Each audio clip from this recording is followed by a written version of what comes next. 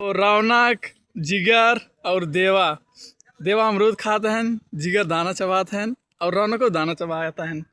बाकी सानू वहाँ आवत हैं, झाँकत हैं, प्रिंस हियाँ गोली खेलते हैं और सागर हुआ गोली छोड़ते हैं। और गोली खेला बिंकर से फिर से शुरू बाटे। सानू आए के बाटन छते पे, देवा हो गया बाटन खड़ा और सागर हियाँ फिर मंडरात हैं। तो देवा महाराज हुआ जाए चुप्पे चुप्पे अमरूद खाते हैं और ये दूजने हियाँ गोली खेलते हैं। बाकी वह दूजने बाटन जिगर और रौनक सानू आए के बाटन, बड़की दीदी हियाँ बाटन। ये पूरा बड़के बाबू के और हमार खेत होता है उखुड़ उखुड़। बाकी या 4 खौहट हियाँ पहुँच गए बाटन, दाना हमरे खातिर आए ना ऐसे खाते हैं। और सगरों के देखे कैसे भरता है मुहना में। ए प्रिंस होता है उधर से चल, इधर तो को सुनात ना बा, वो हमारे हिस्सा है जो पूरा उठा लेता है, यही रखा हम खावे। तो दाना आए के बाटे, अब चलते हम दाना खाए भाई।